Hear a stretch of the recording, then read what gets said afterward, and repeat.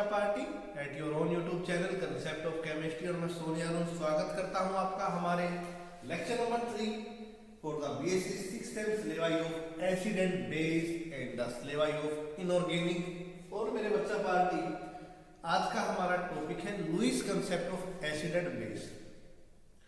तो इससे पहले वाली बच्चा जो 2 वीडियो आई है, पहले में हमने अरहेनियस कंसेप्ट के बारे में बात किया था और सेकंड वन थी बच्चा ब्रोस्ट-एंड-लोवरी कंसेप्ट के बारे में हमने डिटेल में बात की थी। आज मेरे बच्चा पार्टी लुईस कंसेप्ट के बारे में बात करेंगे और सबसे ज्यादा एक्सेप्टेबल अगर मैं कंसेप्ट की बात करूंगा जो हम नॉर्मली हर एसिड बेस के अंदर यूज करते हैं तो हमारा लुईस कंसेप्ट ही है। तो मेरे बच्चा पार्टी हेडिंग लगा लीजिए लुईस कंसेप्ट की और अपने वीडियो को देखने से पहले वाली 2 वीडियो देख लेना। इसी वीडियो के डिस्क्रिप्शन में आपको लिंक मिल जाएगी और अपने दोस्तों तक कर देना शेयर कि acid base BSc 6th same का स्टार्ट हो चुका है। ठीक है, तो लगा लीजिए हेडिंग लुईस कंसेप्ट। अब मेरे बच्चा पार्टी अरहेनियस ने अपना कंसेप्ट दिया, आपने पढ़ा। ब्रोस्ट-एंड-लोवरी ने अपनी बात कही। अब लुईस क्या कहता है देखो, लुईस ने नाम दिया Lewis base which donated pair of electron. यह पॉइंट याद रखना आपको। और लुईस एसिड की अगर मैं बात करूंगा which accepted pair of electron. अब मेरी बात ध्यान से सुनना। अरहेनियस ने कहा था एसिड कौन होगा अरहेनियस के हिसाब से, जो सब्सटेंस वाटर के अंदर डिजोल्व होने के बाद H पॉजिटिव आयन दे। ठीक है, और उसके हिसाब से बेस कौन था जो OH नेगेटिव आयन देगा। ब्रोस्ट-एंड-लोवरी ने क्या कहा, एसिड कौन होगा जो H पॉजिटिव डोनेट करे और बेस H पॉजिटिव एक्सेप्ट करे। अब यहां पर उल्टा है, बेस यहां पर डोनेट करेगा एक पेयर ऑफ इलेक्ट्रॉन को और एसिड है उस पेयर ऑफ इलेक्ट्रॉन को एक्सेप्ट करेगा। मेरे बच्चा पार्टी मैं एक आपको एग्जांपल देता हूं, उस एग्जांपल से ही हम फिर सारी चीजें स्टडी करेंगे। ठीक है, एक बार तो आप लिख लीजिए लुईस बेस जो लोन पेयर को डोनेट करेगा और एसिड हमारा जो लोन पेयर को एक्सेप्ट करेगा। अब चीजें ध्यान से देखना, बहुत सारी चीजें एक ही एग्जांपल से हम समझने की कोशिश करेंगे। ठीक है,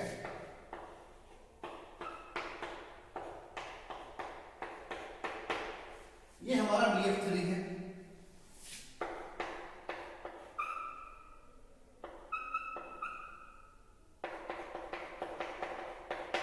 ये हमारा अमोनिया है।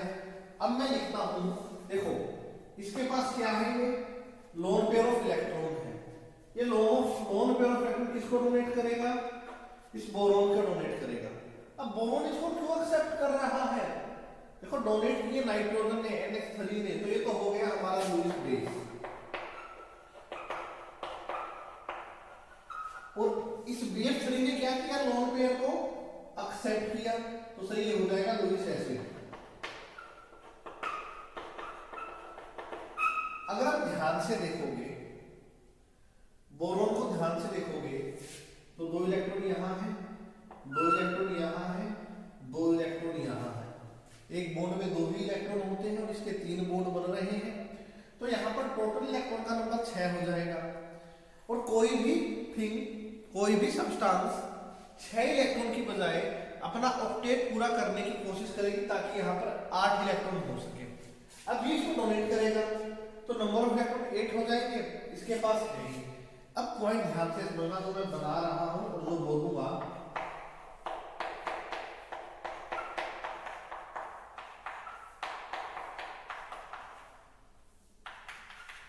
BF3 और NH3, नाइट्रोजन ने अपने इलेक्ट्रॉन डोनेट किए बोरोन को, तो डोनेट किसने किए, नाइट्रोजन ने। किसको किए, बोरोन को।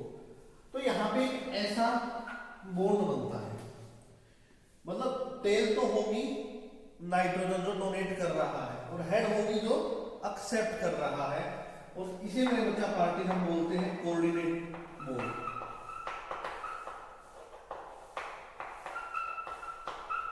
क्या बोलोगे, कोऑर्डिनेट बॉन्ड। एक बार सिंपल मैं जो बातें कह रहा हूं उनको ध्यान से सुनना। लुईस बेस वो है जो इलेक्ट्रॉन को डोनेट करेगा, ठीक है। लुईस एसिड वो है जो इलेक्ट्रॉन के पेयर को एक्सेप्ट करेगा। अब कौन से सब्सटेंस लुईस एसिड होंगे, कौन से सब्सटेंस लुईस बेस होंगे, हमें उनके बारे में पढ़ना है। फिर हम इसके एग्जांपल और भी करके देखेंगे, ठीक है। तो मेरे बच्चा पार्टी हमारी यहाँ पर मैं इस एग्जांपल को यहीं पे छोड़ता हूँ और हम आपको लुईस एसिड और बेस की कैरेक्टरिस्टिक समझाने की कोशिश करता हूँ, ताकि मैं आगे और एग्जांपल जो करवाऊंगा वो आपको अच्छे से क्लियर हो। तो मेरे बच्चा लगा लीजिए यहाँ पे लिख देना लुईस एसिड और यहाँ पे लिख देना लुईस बेस।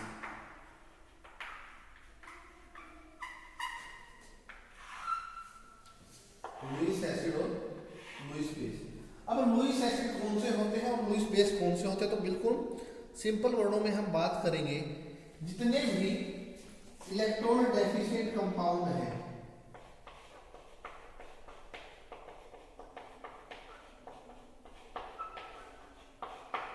जितने भी इलेक्ट्रॉन डेफिशिएंट कंपाउंड हैं, अब इलेक्ट्रॉन की कमी होगी तो ये किसी भी बेस से इलेक्ट्रॉन के पेयर को एक्सेप्ट करेंगे, और जब ये इलेक्ट्रॉन के पेयर को एक्सेप्ट करेंगे तो मेरे बच्चा पार्टी हमारे क्या हो जाएंगे, लुईस एसिड हो जाएंगे।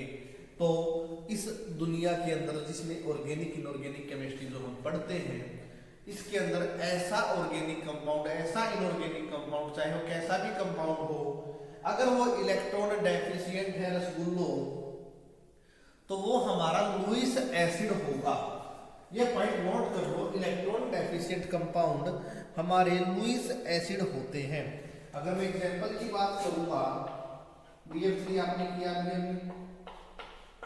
AlCl3 किया, तो ये हमारे एग्जांपल है लुईस एसिड के, ये आपको याद रखने हैं, ठीक है, कर लीजिए हो।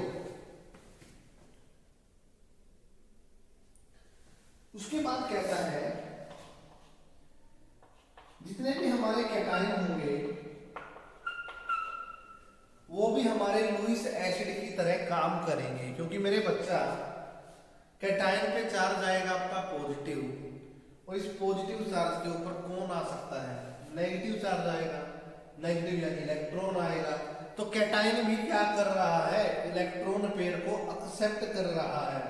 मैं इनके एग्जांपल आपको सारे करवाऊंगा यहाँ पे। अभी सिर्फ आपको एक सिंपल सी इंफॉर्मेशन दे रहा हूँ कि लुईस एसिड कौन है और बेस कौन है।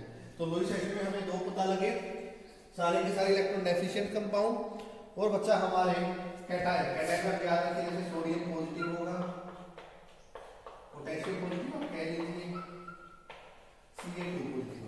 तो ये हमारे कैटायन होते हैं लुईस एसिड में, इलेक्ट्रॉन डेफिशिएंट कंपाउंड है, और हमारे cation sodium positive, potassium positive, Ca2 positive, ये हमारे लुईस एसिड होते हैं, ठीक है।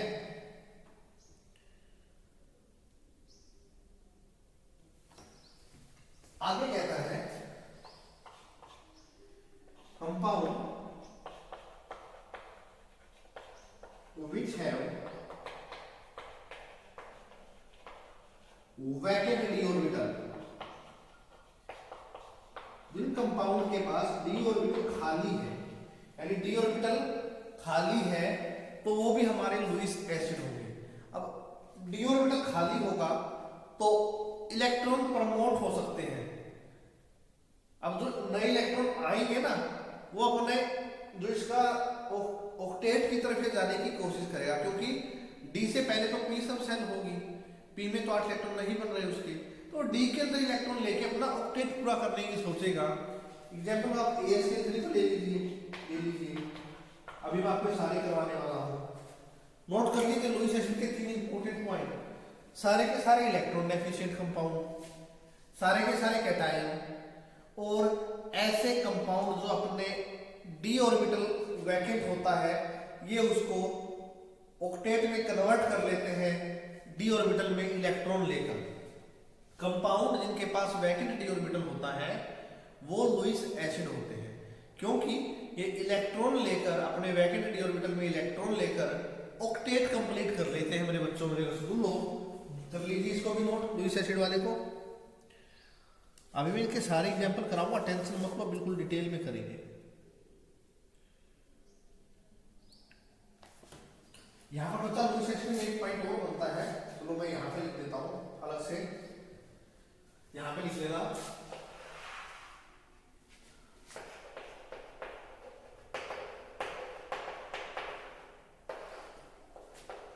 जो सेंट्रल एटम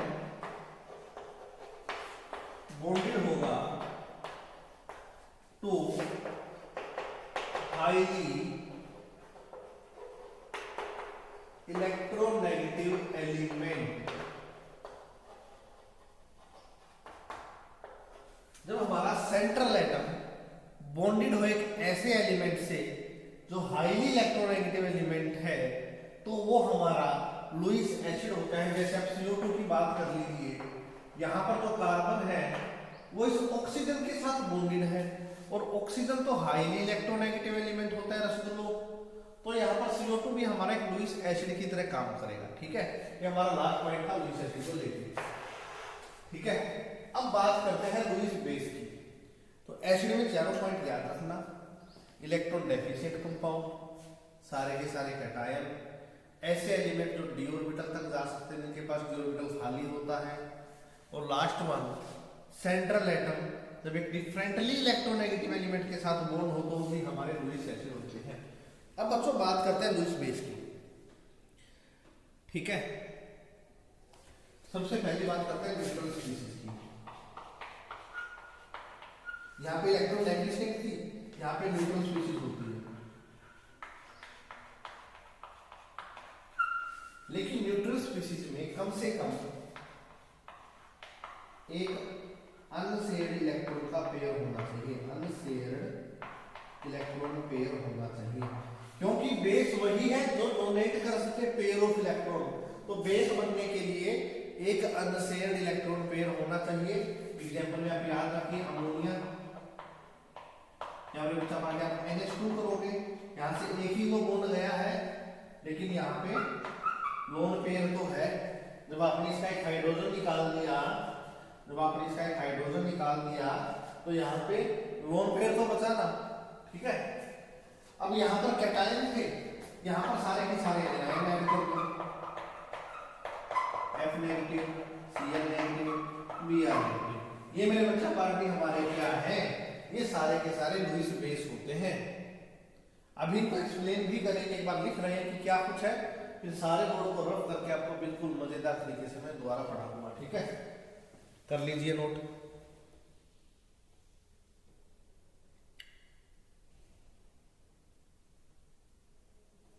इसके बाद मेरे बच्चा पार्टी कहता है, बड़ा प्यारा पॉइंट है, एल्कीन ले लीजिए, एल्काइन ले लीजिए और बेंजीन ले लीजिए। Sir alkene, alkyne, benzene base कैसे हो गए? इनके पास मेरे बच्चा पार्टी पाई इलेक्ट्रॉन होते हैं, एक शेड पेयर ऑफ इलेक्ट्रॉन है, और ये पाई इलेक्ट्रॉन ये डोनेट कर सकते हैं। तो मेरे बच्चा पार्टी एल्कीन, एल्काइन और बेंजीन भी हमारे वर्क करेंगे as an Lewis base. Alkene, alkyne और बेंजीन भी वर्क करेंगे लुईस बेस की तरह। ठीक है, तो इतना मेरे बच्चा पार्टी नोट कर लीजिए। अब हम इन सभी चीजों का जितने भी लुईस एसिड के पॉइंट लिखे हैं, हम सारे पॉइंट बड़े प्यार से स्टडी करेंगे। ठीक है, एक बार स्क्रीनशॉट ले लीजिए मेरे बच्चा पार्टी, इतना नोट कर लीजिए आप लुईस एसिड और बेस की कहानी। अब मैं कराता हूं आपको पॉइंट। आ जाइए, लुईस एसिड का पहला पॉइंट, इलेक्ट्रॉन डेफिशिएंट कंपाउंड। मैंने BF3 का एग्जांपल लिया। बोरोन का एटॉमिक नंबर कितना होता है? 5 होता है सर, 5 होता है। ठीक है, तो बोरोन का एटॉमिक नंबर 5 होता है, यानी कि 2 और 3।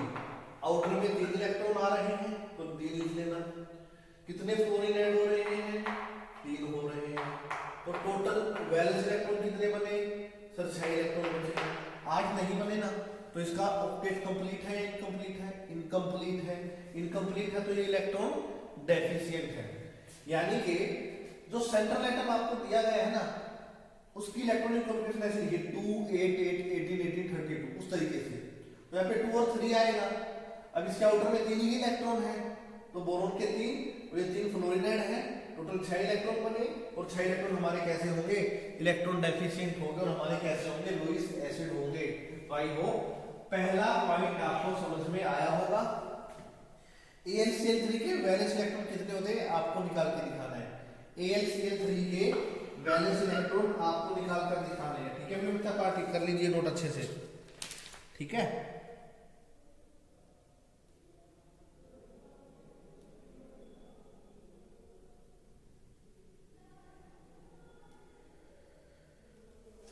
अब बात करते हैं सेकंड पॉइंट की। ये सारे के सारे कैटायनों की बात की है।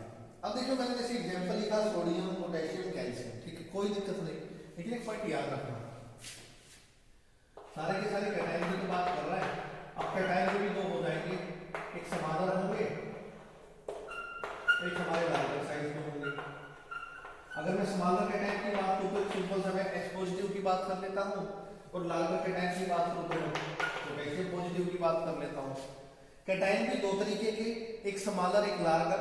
समालर H पॉजिटिव ये हमारे स्ट्रॉन्ग लुईस एसिड होंगे और ये हमारे वीक लुईस एसिड होंगे। अब बात ध्यान से सुनो, कैटायन की बात कर रहे हैं सेकंड पॉइंट की। तो कैटायन भी दो टाइप के हैं, एक बच्चा साइज में छोटे होते हैं, एक साइज में बड़े होते हैं। जो साइज में छोटे होते हैं मैंने इसमें एग्जांपल लिया H पॉजिटिव का, जो साइज में बड़े होते हैं उसमें एग्जांपल लिया K पॉजिटिव का। अब ये क्या करते हैं, इलेक्ट्रॉन को एक्सेप्ट कर सकते हैं। एसिड तो इलेक्ट्रॉन को एक्सेप्ट कर रहा है ना, खुद सोचो, एक छोटा एलिमेंट होगा, उसका न्यूक्लियस है, अब वहां पे हाइड्रोजन में इलेक्ट्रॉन है ही नहीं, तो बाहर से जब वो इलेक्ट्रॉन एक्सेप्ट करेगा तो क्या उन बाहर वाले इलेक्ट्रॉन से जो उसकी सेल के अंदर इलेक्ट्रॉन है, क्या उस इलेक्ट्रॉन को रिपेल करेंगे छोटे एलिमेंट के अंदर?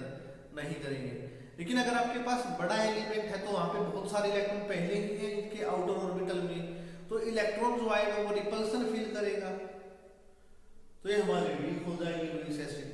तो जितना छोटा साइज का कैटायन उतना ही स्ट्रॉन्ग हमारा लुईस एसिड, और जितने बड़े साइज का कैटायन उतना ही वीक हमारा लुईस एसिड। ठीक है, चलो मैं आपको समझाता हूँ। कंपाउंड विच है वैकेंट डी ऑर्बिटल, चलो चलते हैं।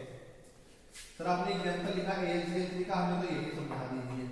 इसके वैलेंस इलेक्ट्रॉन कितने निकाले लाड लो, निकाल चुके हो ना, कमेंट करके बता देना। ठीक है, एल्युमिनियम का सर एटॉमिक नंबर 13 होता है और ये आपने लिखा 1s2 2s2 2p6 3s2 3p1, यही लिखोगे, इसके अलावा कोई चांस नहीं। चलो 2 इलेक्ट्रॉन यहाँ पे आ गए, 8 इलेक्ट्रॉन यहाँ पे आ गए, 3 इलेक्ट्रॉन यहाँ पर आ गए। अब मुझे एक बात बताओ, एल्युमिनियम के आउटर में इलेक्ट्रॉन 3, क्लोरीन कितने जुड़े 3, टोटल इलेक्ट्रॉन 6 हो गए, तो 6 में इलेक्ट्रॉन डेफिशिएंट होगा। तो ये है AlCl3 के टोटल वैलेंस इलेक्ट्रॉन। ठीक है, अब यहाँ पे ना 3 सील जोड़ने हैं। अगर आपको हाइब्रिडाइजेशन याद हो तो आप क्या करते थे, 3s का एक इलेक्ट्रॉन आगे ढुका देते थे, इसको 3px लिखते थे ना।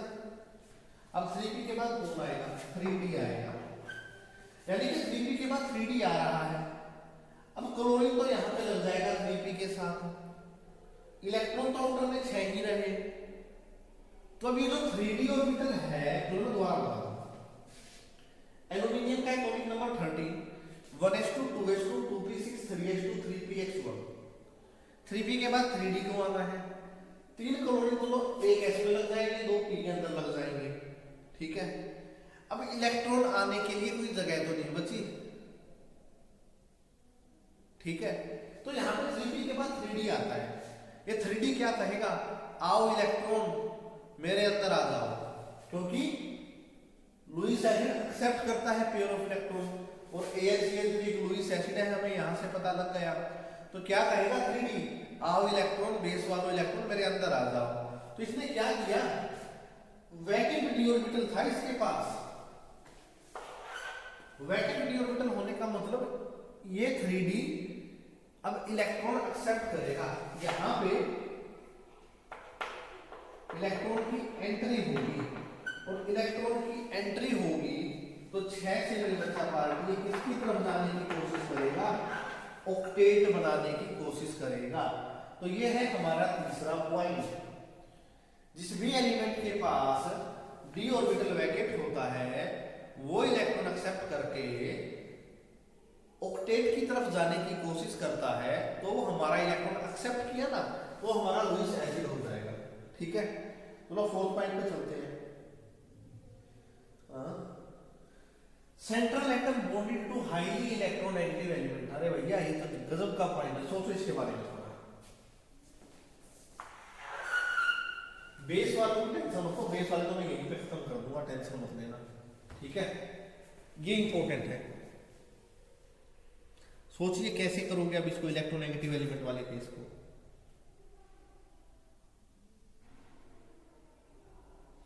करके दिखाएं आपको, चलो देखिए। मैंने CO2 का एग्जांपल लिया ना, CO2 से ही कहा था। कार्बन है, डबल बॉन्ड ऑक्सीजन है, डबल बॉन्ड ऑक्सीजन है। अगर मेरे बच्चा इसके ऊपर हमें किसी नेगेटिव स्पीशीज का अटैक कराना हो, अब ये भी सबको पता है सर, ऑक्सीजन के पास दो लोन पेयर आप बना दो, ऑक्सीजन के ऊपर ये 2-3 विधियां अच्छी लगती है हमें, फिर ऑक्सीजन को देख के मजा आ जाता है। अब यहाँ पे क्या हो सकता है, क्या होगा, C डबल बॉन्ड O आपको दिख रहा है, ऑक्सीजन इलेक्ट्रॉन ले सकता है। अगर मैं कहूँ ये वाला इलेक्ट्रॉन यहाँ पे आ जाए तो इसके पास एक एक्स्ट्रा हो जाएगा, कार्बन पे पॉजिटिव चार्ज आ गया, तो ये OH नेगेटिव कहाँ पे अटैक करेगा, इलेक्ट्रोनेगेटिव एलिमेंट की। यही तो बात है, इलेक्ट्रोनेगेटिव एलिमेंट ने इलेक्ट्रॉन अपनी तरफ ले लिए और खुद सेंट्रल मेटल के ऊपर, सेंट्रल एटम के ऊपर पॉजिटिव चार्ज आ गया। अब इसके ऊपर पॉजिटिव चार्ज आया भैया, तो ये पॉजिटिव चार्ज किसी से भी इलेक्ट्रॉन ले लेगा, ऐसे इलेक्ट्रॉन ले लेगा। तो ध्यान से देखना क्या बनेगा, कार्बन है, ये डबल बॉन्ड ऑक्सीजन है सर, साथ में कौन ऐड हो गया, OH ऐड हो गया, और ये सिंगल बॉन्ड ऑक्सीजन बच जाएगा। तो ये कहानी कहता है इलेक्ट्रोनेगेटिव एलिमेंट कि अगर आप सेंट्रल एटम के साथ किसी इलेक्ट्रोनेगेटिव एलिमेंट को ऐड कर दोगे तो वहां पर मेरे बच्चा पार्टी क्या होगा, एक पार्शियली पॉजिटिव और नेगेटिव चार्ज जनरेट होगा, और कार्बन पे जो सेंट्रल एटम में पॉजिटिव चार्ज जब आ रहा है, क्योंकि आउटर एलिमेंट इलेक्ट्रोनेगेटिव होगा, तो पॉजिटिव चार्ज सेंट्रल मेटल पर आएगा, तो ये आसानी से इसके ऊपर अटैक करके स्ट्रक्चर बनाने की कोशिश कर लेगा और रेजोनेंस में चला जाएगा। तो ये कंसेप्ट थे हमारे लुईस एसिड के। सर आपने लुईस बेस भी तो करा है, देखो न्यूट्रल स्पीशीज के पास एक अनसाइड पर इलेक्ट्रॉन हो, NH3, मुझे बता ये बताओ क्या इसके पास लोन पेयर नहीं है? है सर, ये रहा, तो ये मेरा क्या होगा, बेस होगा, क्योंकि बेस के पास एक इलेक्ट्रॉन होना चाहिए, कंडीशन है। Anion F negative, fluorine group 17 का एटॉमिक नंबर 9 होता, तो 2 और 7 बचेगा, तो 7 में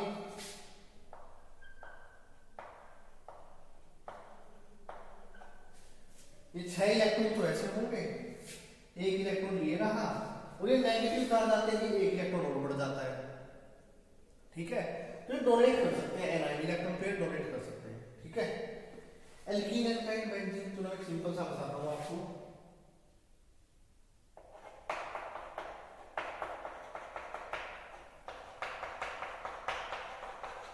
अब सबको पता है ये हमारी एल्कीन है, ये एल्काइन है। एल्कीन में एक सिग्मा बॉन्ड, एक पाई बॉन्ड, यहाँ पे ऊपर वाला पाई, नीचे वाला पाई, बीच वाला सिग्मा। ये जो बच्चा पाई बॉन्ड है ना, पाई बॉन्ड हमारे मूवमेंट शो करते हैं। इन पाई बॉन्ड के साथ हम कहीं पर बॉन्ड बना सकते हैं डोनेट करके, तो पाई बॉन्ड डोनेट हो रहे हैं, तो पाई बॉन्ड जब डोनेट होंगे तो इस donate a pair of electron, तो पाई बॉन्ड में 2 इलेक्ट्रॉन जो है, एक पाई बॉन्ड में 2 इलेक्ट्रॉन होते हैं। तो मेरे बच्चा पार्टी हमारे एल्कीन एल्काइन में कैसे बिहेव करेंगे, एज एन लुईस बेस की तरह ये बिहेव करेंगे। तो ये था मेरे बच्चा party full concept of Lewis acid and base. अब इसकी लिमिटेशन बचती है, वो भी कराऊंगा। अब आपको करना क्या है, वीडियो देखना बड़े प्यार से, फिर अपनी बुक उठाना, वहां पर ना आपको क्या दिया जाएगा, जैसे आपको ये समझा दिया मैंने इस तरीके से, आपको कुछ रिएक्शन भी मिलेंगे, एक लुईस एसिड होगा, एक लुईस बेस होगा, और उनके बीच में कोऑर्डिनेशन बॉन्ड बनाने की कहानी भी होगी। तो ये चीज आप अच्छे से अपनी बुक के अंदर से एग्जांपल अब आपको करने हैं, मेरा काम था आपको थ्योरी करवाना, मैंने करवा दी। इसके एग्जाम्पल आप करके देखना, अगर आपको समझ में नहीं आते हैं तो वो एग्जाम्पल मैं कराऊंगा। अब मैंने उन सभी रिएक्शंस का एक बेसिक हिंट आपको इन दो के अंदर दे दिया है, तो सारी की सारी रिएक्शन इन दोनों के ऊपर बेस है, ठीक है। तो मेरे बच्चा पार्टी अब चलते हैं लिमिटेशन की तरफ। लिमिटेशन भी बड़े प्यार से करेंगे, टेंशन मत लो, ठीक है। तो इनको अच्छे से एक बार स्क्रीनशॉट ले लो, नोट कर लो और टेलीग्राम ग्रुप ज्वाइन कर लेना, क्लास नोट्स की पीडीएफ मिल जाएगी, ठीक है। बस स्क्रीनशॉट आप ले लो, फिर हम लिमिटेशन की तरफ चलते हैं, ठीक है। तो बच्चों लुईस एसिड और बेस, अभी अभी आपने देखा था कि लुईस एसिड और ये लुईस बेस। देखो लुईस बेस नोन पे डोनेट करेगा तो लुईस एसिड तरफ एरो ऐसे लगाते थे कोऑर्डिनेट बॉन्ड की। ये कह रहा है कि लुईस एसिड और बेस के बीच में कौन सा बॉन्ड बनेगा, कोऑर्डिनेट बॉन्ड बनेगा, यानी कि इलेक्ट्रॉन का कंप्लीट ट्रांसफर नहीं हो रहा है। कोऑर्डिनेट बॉन्ड बढ़ेगा और इलेक्ट्रॉन का कंप्लीट ट्रांसफर नहीं हो रहा है। तो लुईस एसिड और बेस का कंसेप्ट यूज करके आप एसिड और बेस की रिलेटिव स्ट्रेंथ नहीं निकाल सकते। लुईस एसिड बेस की थ्योरी कहती है कोऑर्डिनेशन बॉन्ड के ऊपर चलती है।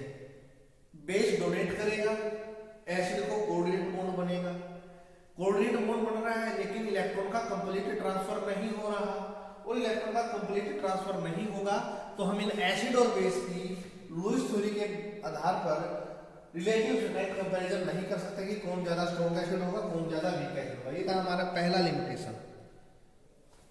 अब मुझे ये बताओ,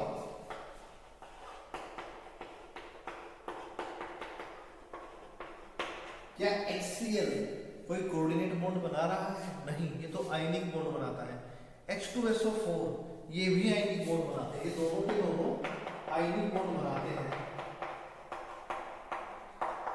लेकिन ये फिर भी क्या है, एसिड है।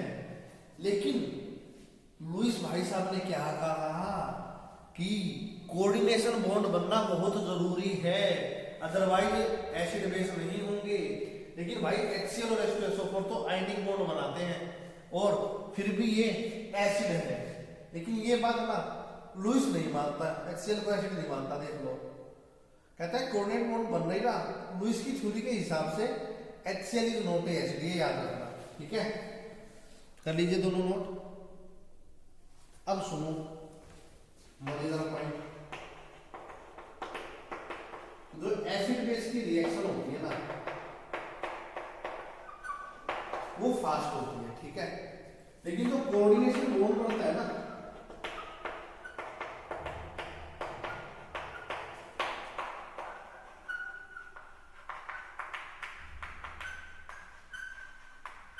सुनो ध्यान से, एसिड बेस की रिएक्शन फास्ट होती है और कोऑर्डिनेशन बॉन्ड स्लो होता है। सर ये रहा एसिड, ये रहा बेस, ये आपने मिला दिया, रिएक्शन हो गई। अरे रिएक्शन तो हो गई लेकिन कोऑर्डिनेशन बॉन्ड तो नहीं बना, अब क्या करोगे? सर एसिड बेस आपने लिया, रिएक्शन फास्ट है, रिएक्शन हो गई, लेकिन यहाँ पर कोऑर्डिनेशन बॉन्ड नहीं बना। तो ये हमारे जो एसिड बेस का कंसेप्ट है उसके अंदर ये फिट नहीं बैठती, ठीक है। अरेनियस कहता है नहीं, लुईस कहता है एसिड बेस की रिएक्शन सुपर फास्ट होती है। चलो मान लिया होती है, होती भी है वाकई में, जबरदस्त साल्ट बना देता है 1 सेकंड के अंदर। लेकिन दूसरी तरफ कहता है लुईस की कोऑर्डिनेशन बॉन्ड बनेगा, लेकिन भैया कोऑर्डिनेशन बॉन्ड बनने की प्रोसेस तो बहुत स्लो है। अगर मैं ये कहूं कि रिएक्शन आपकी 1 सेकंड के अंदर हो रही है तो आपका कोऑर्डिनेशन बॉन्ड मैं कहता हूँ 5 मिनट के अंदर बनेगा, तो मेरे बच्चा टाइम रिएक्शन हो चुके और बॉन्ड आपका बना नहीं है, ऐसा नहीं हो सकता ना। तो ये रिएक्शन हमारे एसिड बेस के कंसेप्ट में फिट नहीं बैठती। तो ये था मेरे बच्चा party overall Lewis concept of acid and base. Point याद रखने हैं, लुईस बेस जो डोनेट करेगा lone pair of electron, Lewis acid जो एक्सेप्ट करेगा लोन पेयर ऑफ इलेक्ट्रॉन या सेड पेयर ऑफ इलेक्ट्रॉन, आप कुछ भी कह सकते हैं, पेयर ऑफ इलेक्ट्रॉन, ठीक है। तो ये था बच्चा लेक्चर नंबर 3। अब इसके अंदर 3 थ्योरीज और बचती हैं एसिड बेस की, उसके बाद हम आगे प्रोसीड करेंगे। तो आई होप मेरे बच्चा पार्टी आपको तीनों लेक्चर अच्छे से समझ में आए होंगे। अगर इनमें आपको कोई डाउट है तो आप मुझे कमेंट करके, मुझे मैसेज करके, कॉल करके आप इसको सोल्व कर सकते हो। थैंक यू बच्चा party for watching the video. अपने दोस्तों तक शेयर कर देना। मिलते हैं नेक्स्ट वीडियो में, तब तक के लिए ओके बाय। स्क्रीनशॉट आप ले लीजिए और प्रैक्टिस कर लेना इसकी।